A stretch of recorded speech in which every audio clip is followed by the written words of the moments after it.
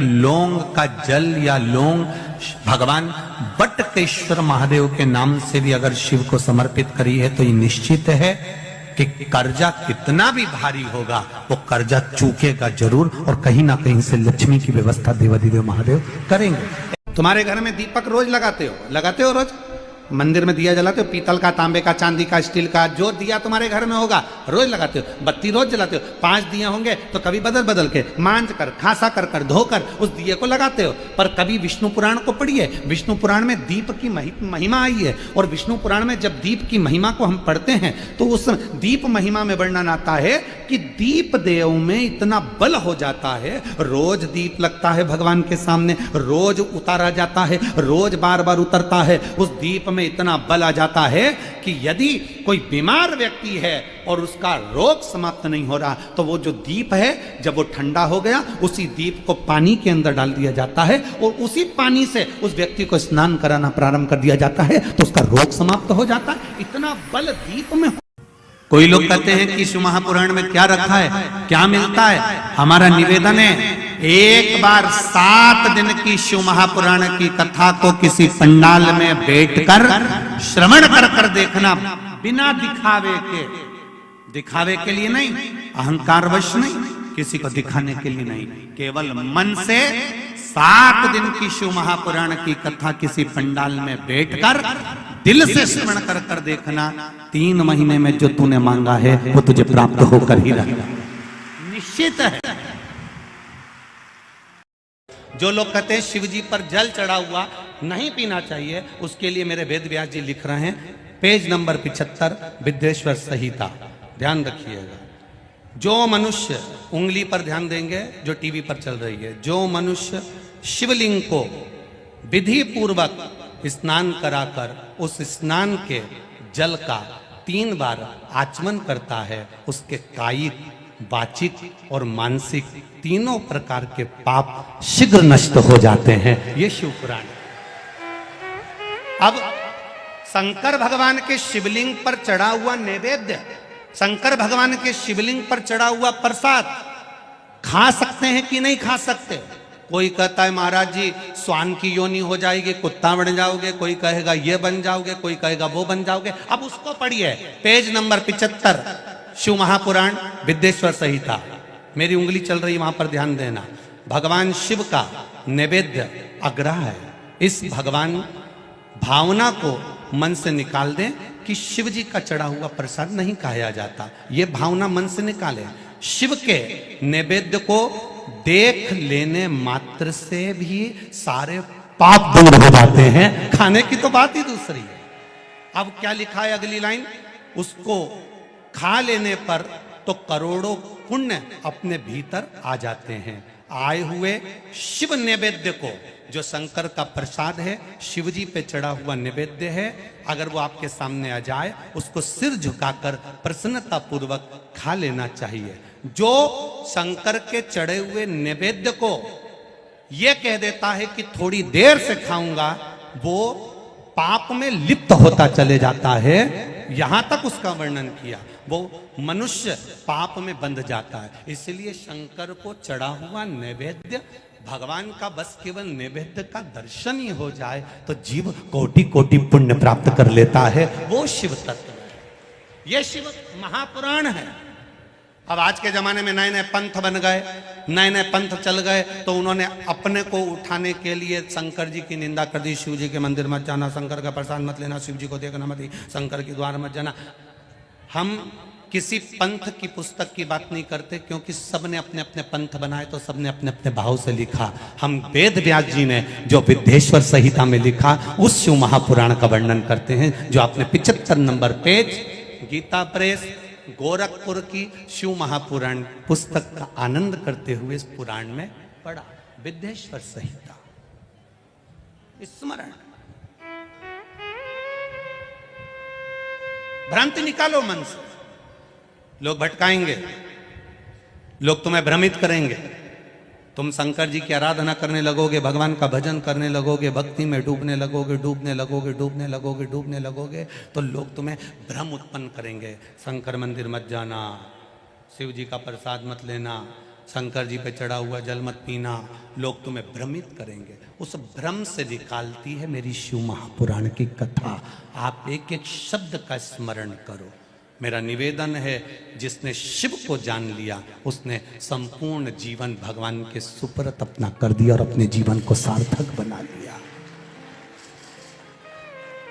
तेरी कृपा बिना न हिले एक भी अणु, लेते हैं सांस तेरी कृपा से तनु तनु। बखान क्या करूं मैं राखों के ढेर का, चपटी भभूत में खजाना कुबेर का। विचार करिए, शिवलिंग का स्पर्श जीव को तार देता। इसलिए महाराष्ट्र में, दक्षिण में, साउथ में लिंगायत शिव संप्रदाय होती है। करें दर्शन आप लोगों ने। लिंगायत शिव संप्रदाय में नारी त्रिपुंड लगाती है। घर का लिंगायत शिव संप्रदाय में उनके गले में चांदी की डिब्बी में शिवलिंग पड़ा होता है, जो शरीर से रोज टच होता रहता है। और शिव लिंगायत, इस शिव लिंगायत संप्रदाय के अंतर्गत बिना शंकर के, बिना शिव के स्नान, बिना शिव के स्पर्श के इनका आनंद नहीं पाता। हरतालिका तीज हो, नारी शिवलिंग का निर्माण करती है। सोमवार हो, स्वयं शिव महापुराण की कथा कह रही है। 12 ज्योतिर्लिंग में से एक ज्योतिर्लिंग घृष्णेश्वर की कथा कर रही है। सुधर्म नाम के ब्राह्मण की 2 धर्म पत्नी थी, घोषमा और सुदेहा। सुदेहा के घर में संतान नहीं हुई, घोषमा के घर में संतान हुई।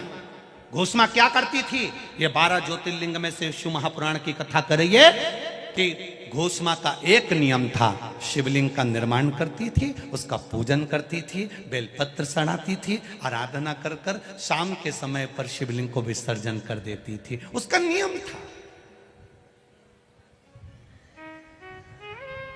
अब कोई कहे नारी, कोई कह दे शिवलिंग का स्पर्श नहीं करना चाहिए। 12 ज्योतिर्लिंग में से घृष्णेश्वर की कथा कर रही है, 12 ज्योतिर्लिंग में से एक ज्योतिर्लिंग की कथा कर रही है, भगवान शिव की कथा कर रही है। घोषमा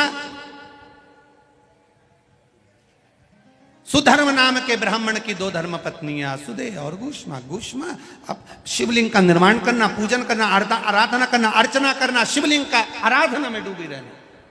अपने बेटे को इसने सुदेहा को दे दिया था। सुदेहा को लगा मेरी बहू मुझे नहीं पूछती, इसने अपने बेटे के टुकड़े कर कर कपड़े में बांधकर तालाब में फेंक दिया था। घोषमा शिव जी का पूजन कर कर, शिवलिंग का पूजन कर कर जब शिवलिंग विसर्जन करने के लिए गई तो हाथ जोड़कर कहती है, मैंने बेटे का दर्शन बहुत दिन से नहीं करा।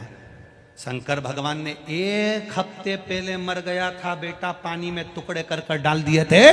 शंकर भगवान के शिवलिंग की पूजन वो घोषमा करती थी, इसलिए उसका बेटा 1 हफ्ते बाद पानी में से तैरता हुआ बाहर आया तो घृष्णेश्वर महादेव कहलाया। 12 ज्योतिर्लिंग में से एक ज्योतिर्लिंग है घृष्णेश्वर महादेव, जो घोषमा नाम की नारी भगवान शंकर की आराधना करती है। माता लक्ष्मी शिव की आराधना करती है, सावित्री माता शिव की आराधना करती है, अनसुईया माता शिव की आराधना करती है, मां अहिल्या शिव की आराधना करती है। और यहां तक वर्णन करा राजा भर्तरी की माता, राजा विक्रमादित्य की माता सौम्य दर्शना। यह अवंतिका नगरी का इतिहास कहता है। राजा भर्तरी की मां, राजा विक्रमादित्य की मां सौम्य दर्शना शंकर की आराधना करती है, शिव भक्ति में डूबी रहती है। एक दिन राजा भर्तरी ने अपनी मां से, सौम्य दर्शना से, गोदी में बैठकर पूछ लिया, मां तो इतने सालों से शिव की आराधना कर रही है, तो इतने सालों से शंकर भगवान की आराधना कर रही है, मां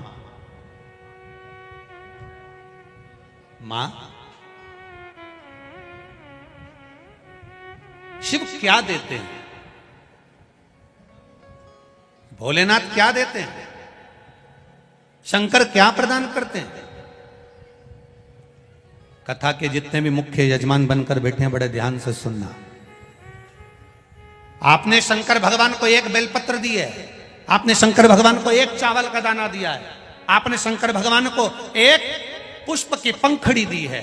शिव क्या देते हैं आप? शंकर क्या प्रदान करते हैं आपको? तो सौम्य दर्शन ने कहा, जब व्यक्ति विपदा की घड़ी में खड़ा होता है, विपदा की घड़ी एक ऐसी होती है जिस घड़ी में सब साथ छोड़ देते हैं, उस समय पर महादेव कदम से कदम मिलाकर साथ चलते हैं।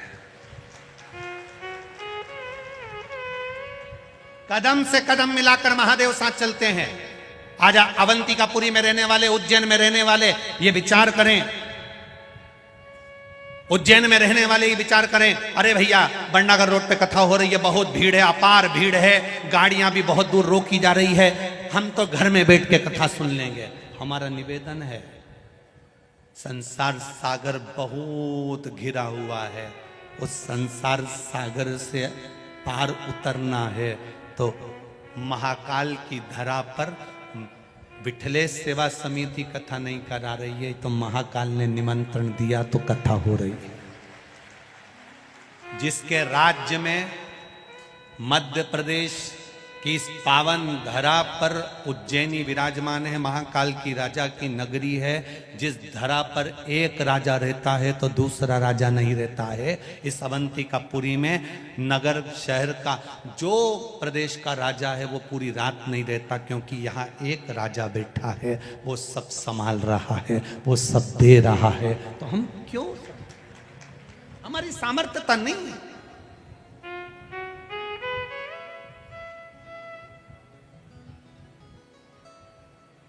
कितनी चिलचिलाती धूप, गर्मी, जब मालूम पड़ा कि 48 घंटे पहले ही ये टेंट ऑन भरा गए, तो हमने भी तुरंत सूचना दी और महापौर जी को मैं धन्यवाद दूंगा। पत्र भरे पड़े हैं, सारे पत्र यहीं रहेंगे, एक भी पत्र सीओर नहीं जाएगा, इसी व्यासपीठ के पीछे रहेंगे। इसमें सबके मोबाइल नंबर है, सबका एड्रेस है। इन पत्रों को पढ़ना और पत्र पढ़ने के बाद उनके पास फोन लगाकर पूछना कि काल अधिपति महाकाल राजा ने क्या दिया है, वो बताएंगे, एक एक पत्र के माध्यम से बताएंगे कि उसमें सुख क्या है।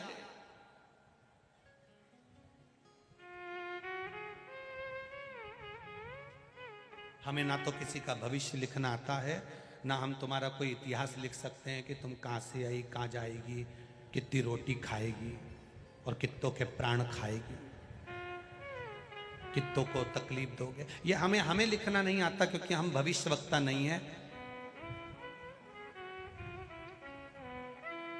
भविष्यवक्ता तो केवल एक है, जिसने यशोदा जी का हाथ देखकर बता दिया था कि तेरे बेटे के ऊपर काल मंडरा रहा है।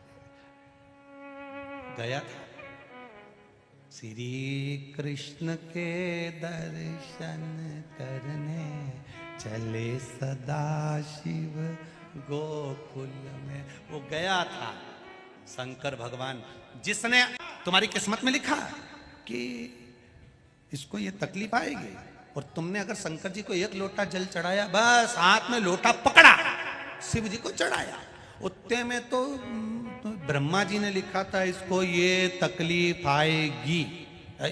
यहीं बैठे होंगे वो गोपाल मंदिर वाले पंडित जी, उनकी बेटी के बेटे को एक रोग आ गया था, और रोग साधारण नहीं था, बहुत बड़ी बीमारी हो गई थी। बच्चा था सा, अगर होगा तो बच्चा बैठा है क्या पंडित? अच्छा, छोटा सा बच्चा कैंसर जैसा रोग से ग्रसित हो गया। क्या करें? केवल शिव महापुराण की कथा पंडित जी की धर्म पत्नी ने श्रवण करी, एक लोटा जल चढ़ाती, शंकर की आराधना करती, बेलपत्र लाती, खिलाती जाती। छोरा इतना सा कहता, मम्मी तोरी तोरी लगे, नानी तोरी तोरी लगे, खा ले खा ले। अब कोई कहे कि जजमान परिवार है और ये जमीन दी ने कितनी विचार करना जरा। जैसे जजमान लोग बैठे हैं, ऐसी आंजना परिवार ने अपनी फसल जो भले नहीं पकी थी, उन्होंने शंकर जी की सेवा के लिए पूरी फसल कटवा दी। कथा होना, दादा परदादा आज यजमान परिवार के अगर जितने प्रसन्न हो रहे हैं उतने आंजना परिवार के भी दादा परदादा प्रसन्न हो रहे होंगे कि हमारे पुत्रों ने हमारी जमीन का सदुपयोग करा। ये एक सुख की बात।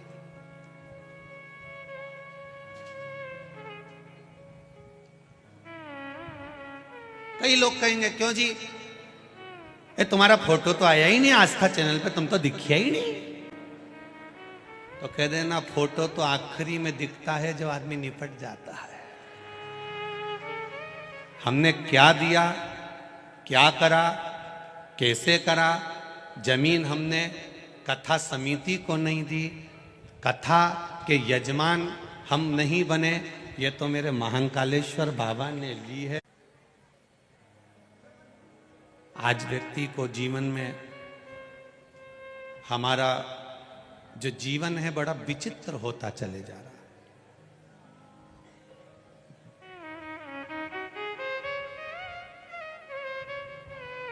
दो के कारण व्यक्ति की जिंदगी नरक हो जाती है कभी कभी।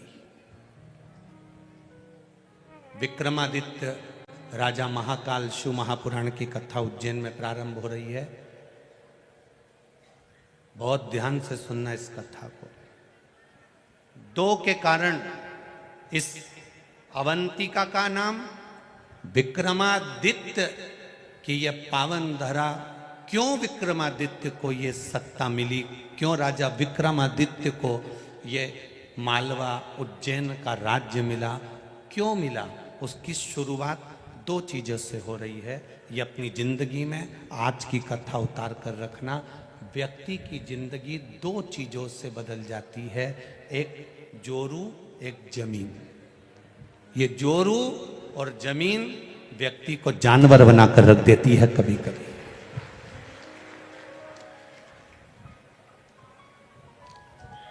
एक जोरू, एक जमीन, ये व्यक्ति को कभी कभी जानवर तक बना देती है। और कभी कभी ऐसा वैराग्य उत्पन्न कर देती है कि हम उस जोरू और जमीन दोनों को छोड़कर परमात्मा की शरण में चले जाते।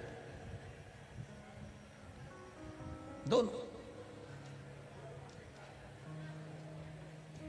महाराज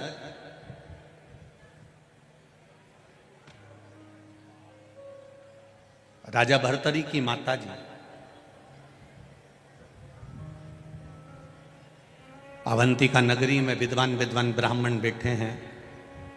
बड़े बड़े संत, साधु, सन्यासी, तपस्वी, साधक, उपासक इस अवंतिकापुरी में निवास करते हैं। बड़े बड़े मठाधीश, पीठाधीश इस पावन धरा में रहते हैं।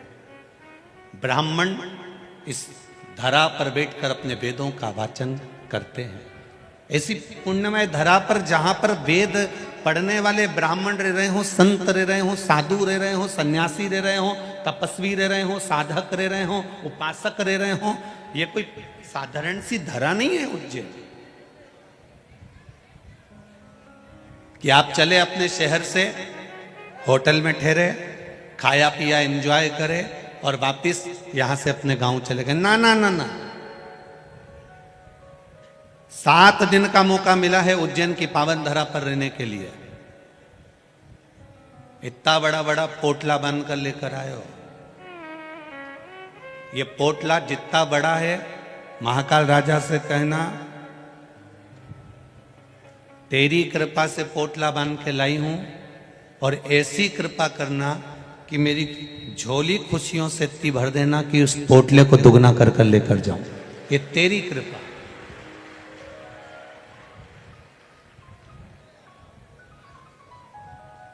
दो 2016 में कुंभ हुआ।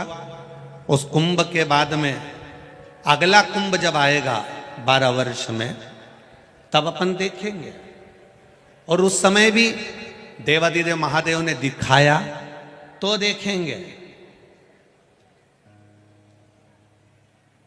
पर उससे पहले ये अवंतिकापुरी में, ये उज्जैनी में जो ये 7 दिन का 4 अप्रैल से 10 अप्रैल तक का कुंभ है, ये मेरे महादेव ने दिखाने के लिए भाव के साथ में रखा कि तू आ और माँ छिपरा का स्नान कर कर, महाकाल का दर्शन कर कर, 84 महादेव का दर्शन कर कर, काल भैरव, हरसिद्धि, चिंतामन गणेश का दर्शन कर कर, गोपाल जी का दर्शन कर कर अपने जीवन को धन्य बना।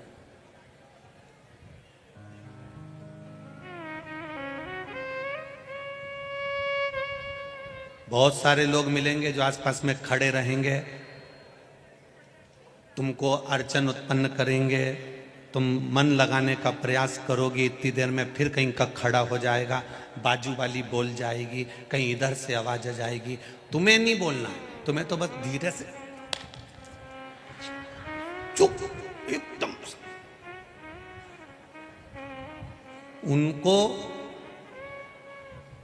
उनको भी भगवान ने भेजा है कि तुम कोई कथा सुने तो थोड़ा जरा ध्यान रखना, धीरे धीरे इनको थोड़ा थोड़ा सा बोलते रहना, तो इनका ध्यान हट जाएगा। ध्यान हट जाएगा तो अगर इनका ध्यान महाकाल की कथा से हटा तो फिर मुझे इनका कल्याण करने नहीं जाना पड़ेगा।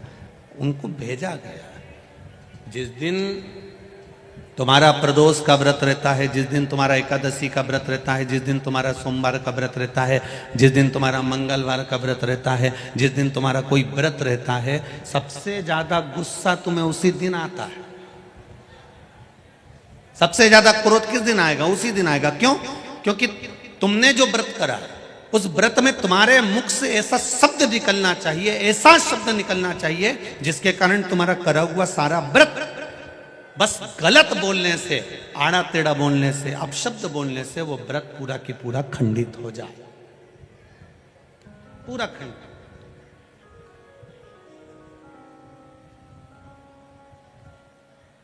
ये पूरी दुनिया की पहली कथा है जिसमें 48 घंटे पहले पूरे पंडाल भर चुके थे।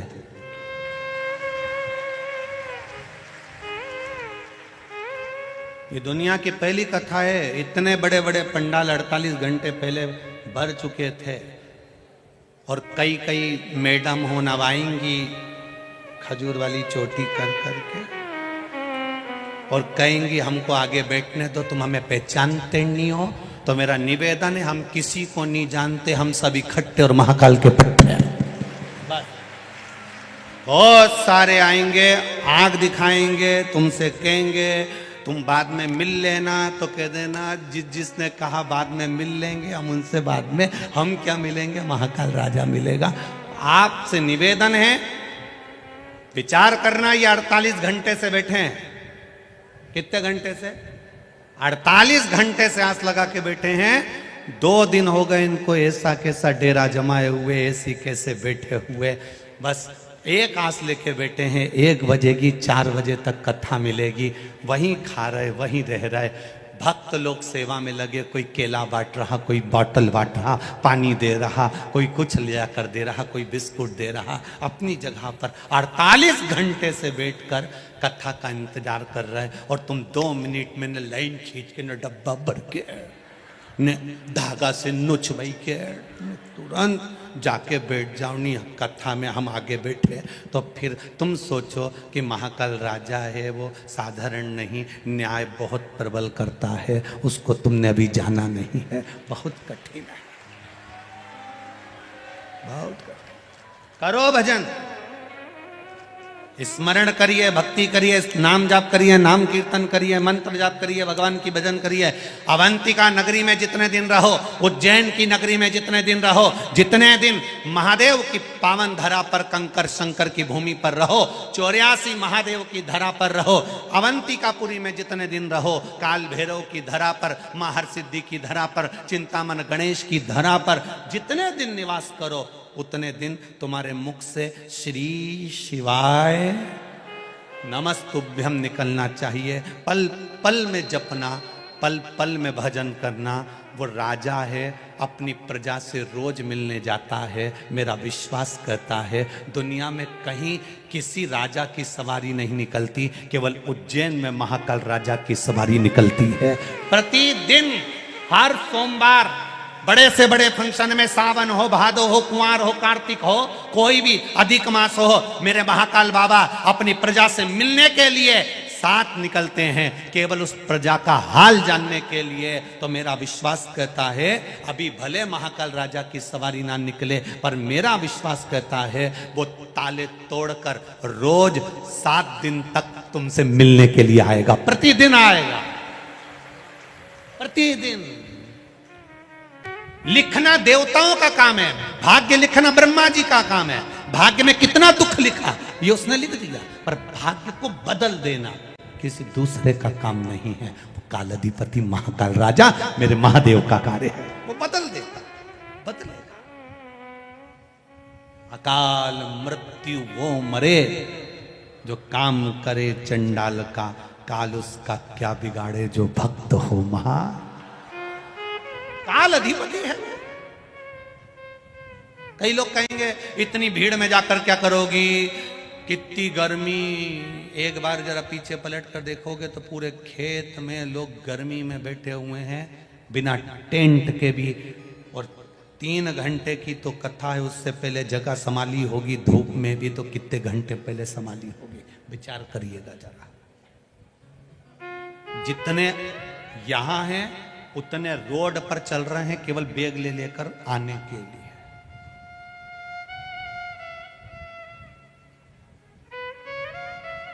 ये शिव तत्व है। क्या मिलेगा कहेंगे लोग, क्यों जा रहे हो, क्या मिलेगा। एक महिला ने पत्र लिखा है, वो कक्ष में रखा है जहां हम ठहरे, उसमें उन्होंने लिख के भेजा, गुरुजी आप कहते हो सोने की रकम मत पहन के आओ, सोने की रकम मत पहन के आओ। हमने कहा इसलिए कहते हैं कि सोने की रकम मत पहन के आओ क्योंकि राजा को दिखेगा बिचारी के कुछ नहीं है सोना मोना का, तो दे देगा, क्या दिक्कत। अपने को तो इस अवंतिका से सीखना है ना, राजा विक्रमादित्य से सीखो तो सरी करता क्या था। बस इतना शंकर जी का भजन करा, इतना शंकर जी का भजन करा, इतना शंकर जी का भजन करा कि मेरी मां शंकर जी का भजन करती थी तो मैं भी करूंगा। उन्हें भजन करते करते करते करते करते करते शंकर जी से मांगा तो मांगा क्या कि कुछ नहीं, एक लोहे की कढ़ाई दे दो। शंकर भगवान ने कहा लोहे की कढ़ाई का तू क्या करेगा रे, अवंतिका का राजा है विक्रमादित्य, तू लोहे की कढ़ाई का करेगा क्या। राजा विक्रमादित्य कहते हैं इसमें बस कुछ नहीं करूंगा ने, इसमें बस केवल तेल उकाल के इनमें पूड़ी तलुआ। अब बता पूड़ी तलने के लोहे की कढ़ाई। हाँ, राजा विक्रमादित्य को सोने की एक लोहे की कढ़ाई दे दी गई, शंकर जी ने दी, और पूड़ी तो नहीं तला। रोज सुबह नहा धो के वो कढ़ाई में उकलते हुए तेल में खुद कूद जाता। शंकर जी तुरंत दौड़ के आए, क्या कर रहा है, कुछ नहीं। शंकर जी समझा रहे क्यों तेल में कूद रहा, मर जाएगा। उकलते तेल में कूद गया, कूदा मर गया, मर गया। हाँ, लोग कहेंगे बताओ कढ़ाई इन्हीं की थी। तुरंत 64 योगिनियों को भेज दिया, जाओ पूछो इसको क्या चाहिए। पहले तो वो तो मर गया,